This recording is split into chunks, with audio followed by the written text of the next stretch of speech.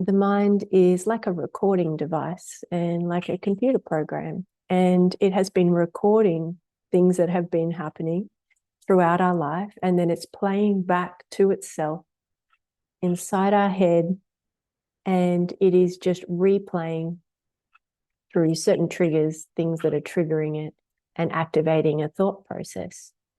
But we have mistakenly believed that there is a separate person here, that there is a me, that I'm located in here somewhere. There's a person here that is having those thoughts, that is the thinker of those thoughts. And we believe this because we don't even question it, and because nearly everyone else believes it also, and we're taught that it is true. And so unless we even question it or look into it, we may never stumble upon the truth that there is actually no separate self here that is having those thoughts, that the thoughts are happening spontaneously. The mind is just getting activated by stimuli. But as soon as we start to actually look for who is the one that is having the thoughts and who is the mind actually talking to, when we start to ask these questions, these are very powerful questions to start to break identity, to start to break identification with mind, because it doesn't take much to see that the mind is talking to itself. It's on repeat. It has certain patterns or programs that are being activated. It can be quite repetitive, even quite predictable. And we have very limited control over what it says. Otherwise, we would always choose thoughts that were nice, that were boosting us up. We wouldn't ever have a negative thought or a painful thought if we had control over it. So it becomes pretty clear we don't have any real control over what is very limited control over what is being thought, and that the mind is just talking to itself. It's just like a radio left on in the background, just playing and just being triggered by what is happening in the environment, and it's just getting activated and starting a thought process. And so what happens when we start to see what is actually happening with the mind is we start to disidentify with that I am the one that is having those thoughts, or there is a separate self here that's me, and that's my mind, and they're my thoughts. Now, it's a very convincing illusion. We think it's me. We think that's my voice inside my head. That's me talking to myself. It's very convincing. It feels very intimate. It's something that's always been with us in this life, as far as we remember. And so it really feels familiar, and it feels like us, and we're very attached to it.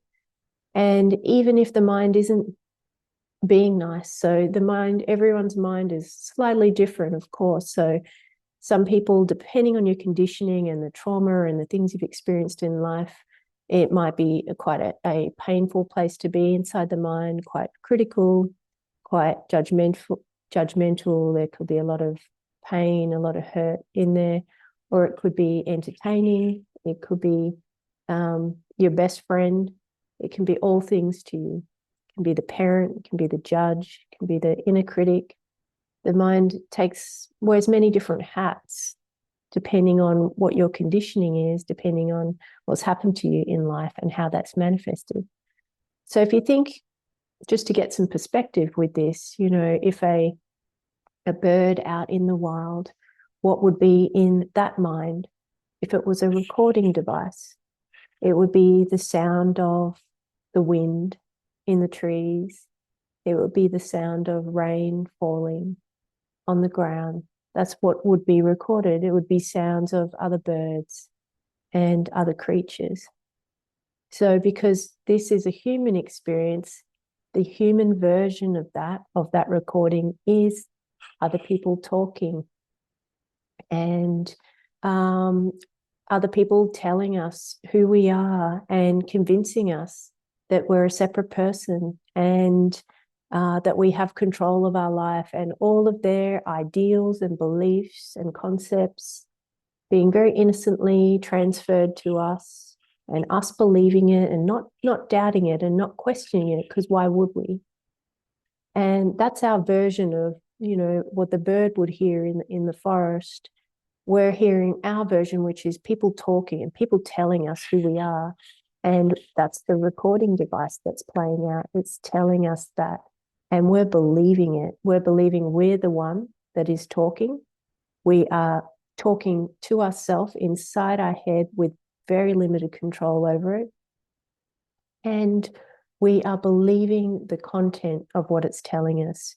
We're believing it to be true. And so through the awakening process, we break all these layers of identification and the attachment to the beliefs, and we start by breaking it one by one. And until we start to have realizations that there's no such thing as a true belief.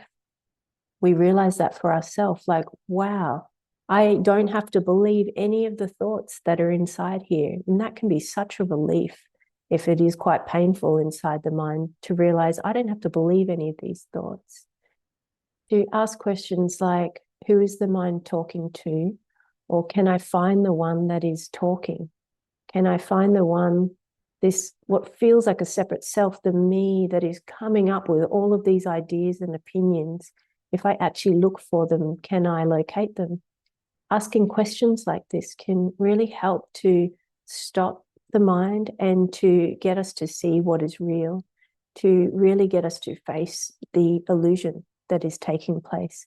It doesn't require much effort to see it, but more requires a willingness to look, because we've likely just never been told to even investigate it, to investigate, is there actually a me here that is in control of the mind, that is having these thoughts? Can I actually locate them?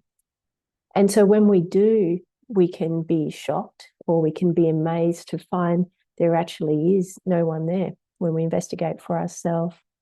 And there is certainly something there. And that something is a whole different story. We could call it awareness, we could call it God. There is something still that remains, but it is not a separate self. It's not a solid self. It's not a stable, separate little person in there operating things. And so this can be quite shocking, but it is also a liberating thing. And what happens is once we start to see that, we start to disidentify with the mind. We start to see the truth about what the mind actually is. It's just a function. It's a function that we have identified with and mistaken for being us. And the majority of the world is doing the same. The majority of humanity is doing the same. So it seems normal to do that. But in reality, there's actually no truth in it. There actually is no me there that is having those thoughts. And so this can feel quite powerful and liberating to see this truth. And this can really begin the awakening process.